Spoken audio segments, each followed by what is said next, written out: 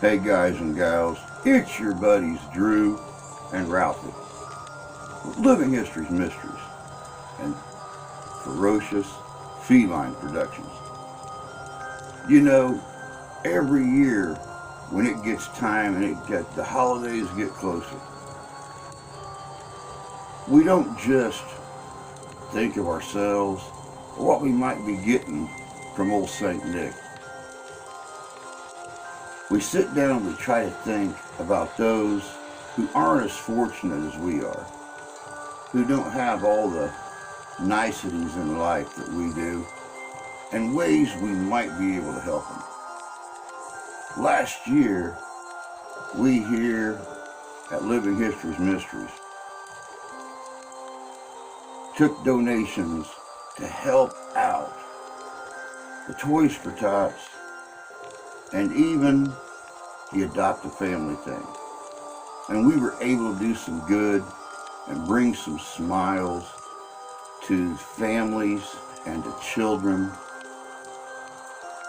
that somehow, for some reason, whatever the reason may be, life became a challenge and they couldn't succeed without a little bit of help. But it's that time of the year again where we start thinking of others. And once again this year, we here at Living History's Mysteries are taking up the mantle to adopt a family and do the Secret Santa thing. If y'all want to help out and be a part of it, it's going to be an anonymous donation. It's going to be in the name of Living History's Mysteries. Just click on the link right here, www.paypal.me/MrHistory2020, and give whatever you can, because every little bit helps. And it's going to go to a couple worthy groups this year, one family and one organization right here in my hometown that's really been hit hard over the past 2 or 3 years. People just need help. The organization we're giving to is a local organization that helps with clothing pantry, food pantry, helping veterans, the elderly, and the not so lucky make their bills and just survive. And of course, they can use all the help that they can get because they help so many needy groups. So like I said, just click on this link down in the description below the video and give what you can. And once again this year, let's help those that aren't as lucky. Have a happy holidays, and all of us work together to share just a little bit of that holiday love. Y'all take care.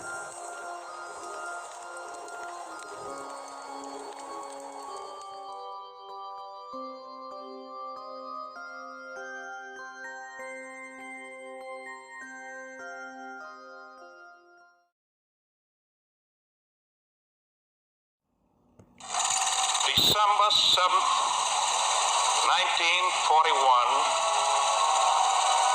a date which will live in infamy.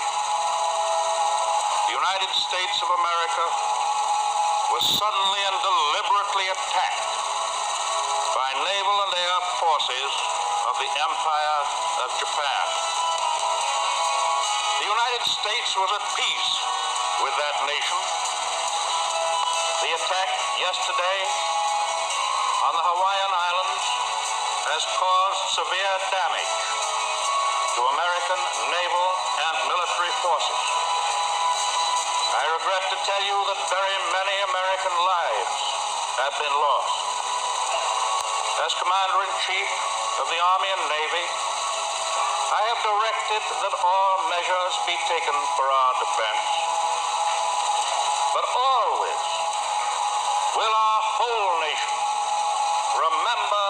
character of the onslaught against us. Hostilities exist. There is no blinking at the fact that our people, our territory, and our interests are in grave danger. With confidence in our armed forces, with the unbounding determination of our people, we will gain the inevitable triumph, so help us God.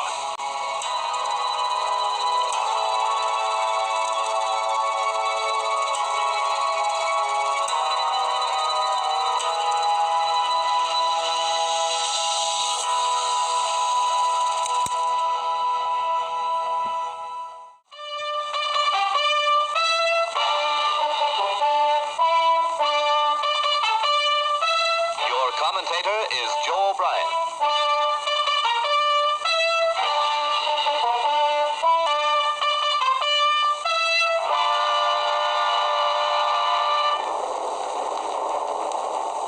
Here is the motion picture record released by the United States Navy of the havoc wrought by the Japs' sneak sky and sea raid on Pearl Harbor, America's mid-Pacific naval bastion.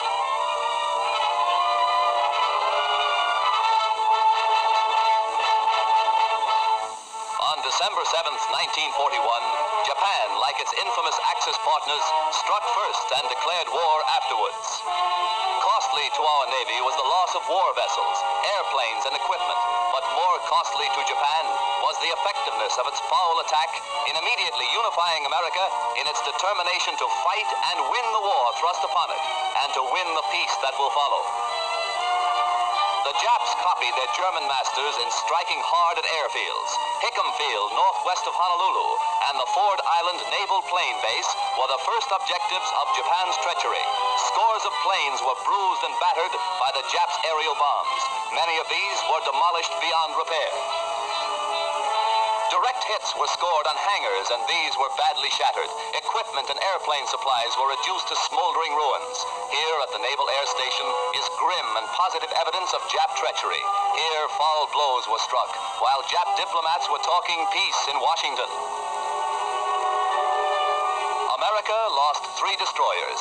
Here are seen the United States destroyers Downs and Shore as they rest on the bottom of Pearl Harbor with decks awash after Jap bombers make direct hits on their decks. First to feel the sting of Japanese steel are the USS Oklahoma and Utah, the latter a 33-year-old target ship. Accurate hits by the enemy bombers make short work of these 2 naval bulwarks. Now, with their keels practically out of water, they lie helpless wrecks and a sad reminder of cowardly strategy. To make possible a surprise attack within Pearl Harbor, the Japs built 2-man submarines to enable them to fire sneak blows within waters that are narrow and tortuous. Several of these surprise weapons were blown from the water by direct hits of our naval gunners. Others were beached and captured. While sky and sea fire was still raging, salvage crews inspected our naval craft to estimate what may be saved. Before the din of bursting bombs had been silenced, preparations were underway to salvage these 2 warships. At low tide, the huge propeller of the Oklahoma, stilled by the enemy, was high above water.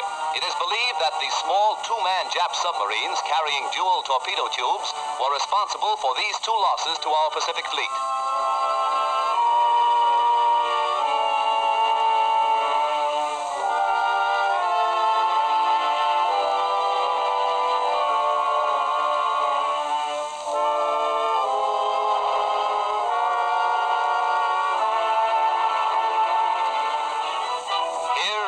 Actual bombing of the mighty USS Arizona by Jap planes. These pictures were made by a fearless cameraman who thought nothing of his personal safety to make possible this record for all posterity. A single lucky hit was responsible for the disaster that befell the Arizona when a Jap bomb falling directly through one of the battleship's funnels exploded in the engine room and set ablaze tons of fuel oil. Dense black smoke billowed to the sky as the massive control tower began to keel over. The Arizona's courageous crew stuck to its guns until the very end. Here was displayed heroism that will live forever in the glorious annals and traditions of the American Navy.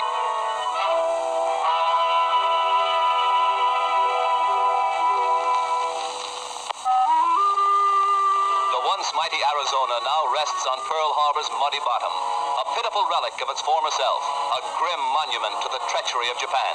The once mighty dreadnought's armor plate is twisted and torn, but the great battleship's control tower still stands, a defiant beacon that in days to come will cast its shadow upon Nippon's very shores.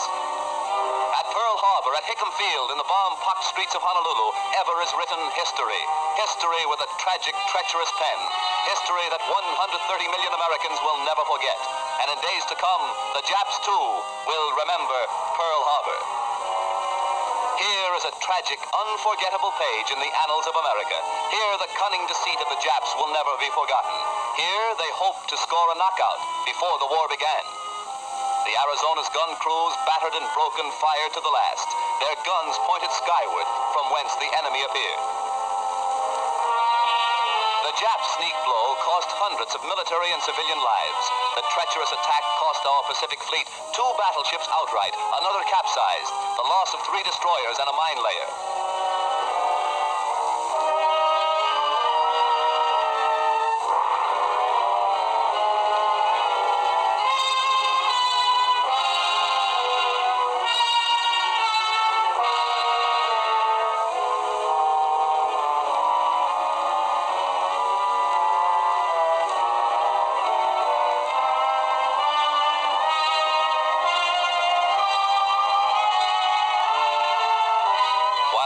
Were still bursting and flames still pouring from our shattered naval craft, a light United States cruiser valiantly moves out to join the fleet and avenge Pearl Harbor.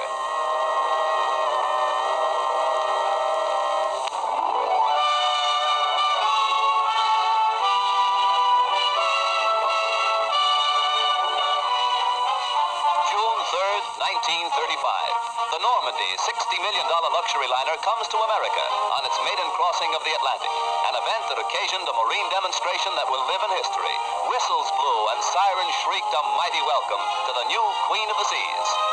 The famed skyline of America's greatest city formed a fitting background for America's greeting to one of the most stately ships that ever crossed the Atlantic.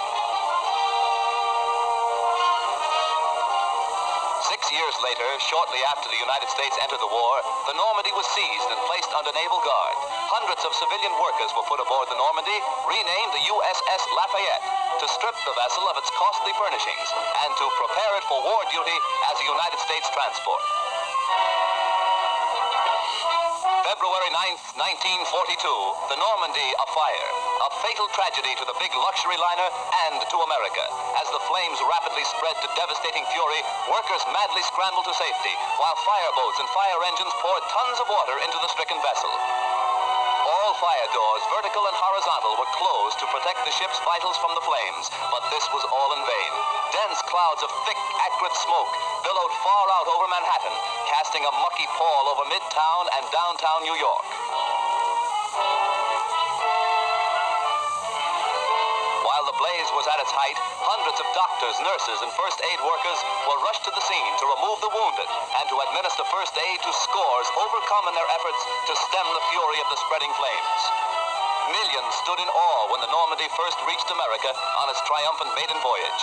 Again, millions lined the New York and New Jersey shores to sadly observe the passing of the doomed and ill-fated ship. Rear Admiral Adolphus Andrews, Commandant of the 3rd Naval District, ordered all hands ashore to save the lives of those who were heroically battling to keep the huge liner upright. Hour after hour, tons of water were pumped into the Normandy, causing a bad list to port, as strong hawsers snapped and tugs strove to push the giant vessel close to the wharf.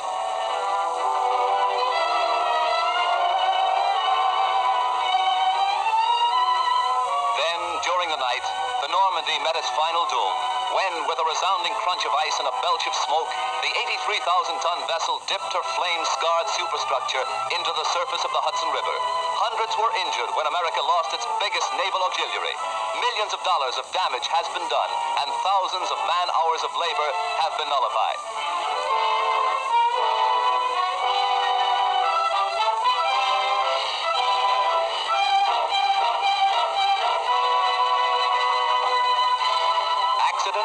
sabotage. The world may never know, but the fate of the luxury liner Normandy, rechristened the USS Lafayette, is one of the major catastrophes of our day.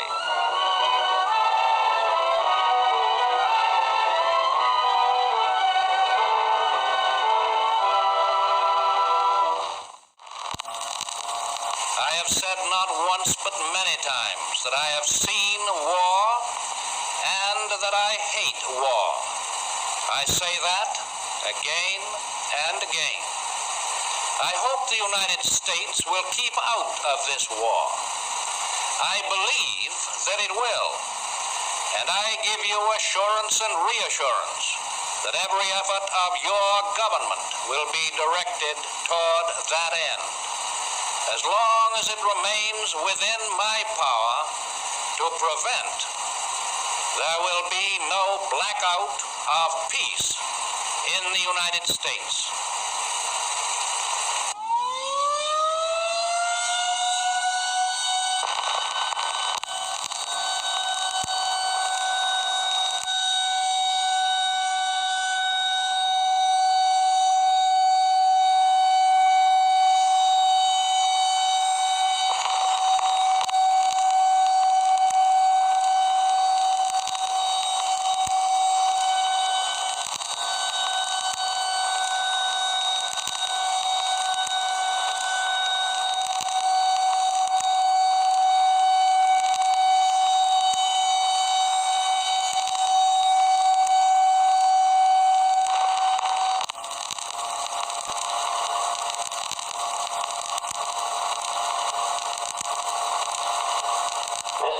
What do you think about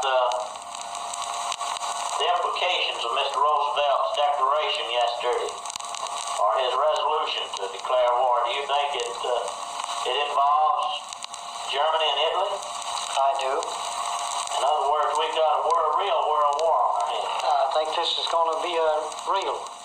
Then what do you think we're fighting for? Well, we are fighting those greedy dictators. It's for a greedy gain that they're trying to make. They're trying to take stuff that don't belong to them. Who does it belong to? Well, rightfully, just like Czechoslovakia belongs to Czechoslovakia. Poland belongs to Poland. Holland belongs to Holland, but Hitler took it over. Who does Thailand belong to? That's what they're going to fight over, in the Dutch East Indies. They stirred up over that, it seems. Well, it surely doesn't belong to Japanese. Well, you think it belongs to the United States? I'm just asking you, because after all, we got to have some principles to fight for. Well, I think the United States has got all the principles to fight for. In other words, they're definitely trying to preserve the right kind of life. That's right. Land of liberty. What do you think about the United States? Do you think it is land of liberty? I think so. What about England? It's the best country under the sun. Yeah, what do you think about it, Mr. Russ? Well, I think it is now, and I think that's the reason they got to fight to keep it that way. And do you think by war they'll be able to keep it that way? Yes, because I really don't win no war. Even if it costs you a son, you're willing to see him go ahead now? Yes. Well, the country wouldn't be any good if let them have it. That's right. Well, that takes a whole lot of nerve to say that, especially when you ain't just hypothesizing. I'd like to go, but they wouldn't have me. Would you go? The age would bar me. You'd go, though. I'd go. The laboring man that you know, the union man that you know here in Austin, do you think that's the general opinion amongst them? They would all go there? Well, I believe the majority of them would go. But you'll always find men that would rather stay at home than anywhere else. Especially when the war is going on anywhere else. That's right. Well, Mr. Ross, how long do you look for this war to last? I'd say 3 or 4 years. Yeah, it's going to be stretched out all the way around the globe. I think so. It'll finish up sometime in 46. That's my honest opinion. Good last 5 years, old man. It'll go then. Do you think the world can fight that long? Oh, yes. Well, what do you think? What kind of peace do you think we ought to write after the war? I mean, what do you say we win it? Well, we're going to win the war. There's no question about it. You know that. The United States is going to win the war.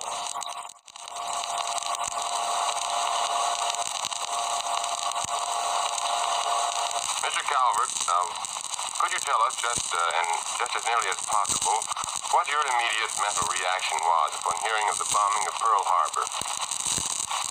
Well, Mr. Martin, being here in the Middle West, we couldn't quite realize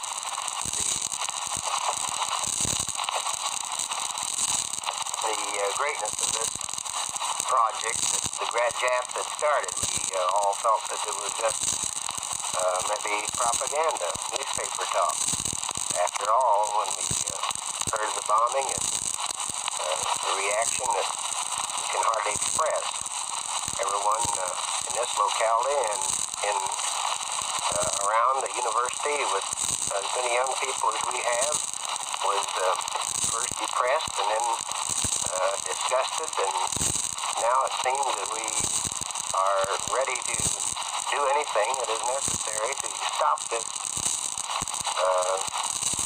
Japanese invasion. The shock and the horror of the first hearing of the bombing has now settled into a resolve to actually win the war no matter what we had to do. Does that more or less express your opinion? That's right. Well, Mr. Calvert, what had been your attitude concerning the foreign policy of the United States toward Japan and toward the rest of the world before this bombing? I'm quite sure that I was just an isolationist. You were an isolationist I before. seen that I should feel that we keep out of it as much as possible. But after an attack on American property, right away I'm of a different opinion. And do you think that the present Axis powers, and I mean by that Germany and Italy and Japan, do you feel that they must be crushed absolutely before there can be any kind of a just peace achieved in this world? Well, I'm not sure that they will have to be crushed absolutely. I think that finances, natural resources will enter into this thing after a length of time. It may be quite a length of time. But do you think that we will have to win a war against them? I think we will. And next is Mr. Donald E. Bowen, a lawyer. Mr. Bowen, you've heard some of the questions which I have asked Mr. Calvert, and first of all, we would like to know just what your reaction was, immediate reaction upon hearing of the bombing of Pearl Harbor last Sunday.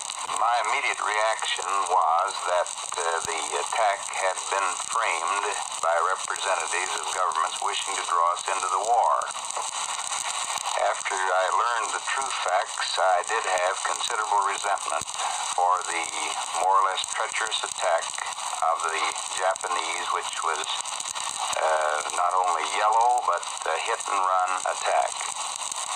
And I now have the feeling that immediate action should be taken on the part of this government to see that the Japanese are tracked down and immediate action taken, and not too much delay as has existed in the case of England's attitude in the European War. I think that we were right in waiting until we had done everything that was possible in a diplomatic way. There is a possibility that we waited a few hours too long. I think that in Washington, possibly somebody knew that there was no chance for settlement of our differences, and word could surely have been sent to our outposts at least to have them on the alert for any action that we might expect from Japan, knowing their history in the past as being rather sneaking with their activities in war. We could have been on the lookout for it. Mr. Bowen, what do you think about that? I feel that our governmental leaders were sincere in the hope that some peace in the Pacific might be preserved.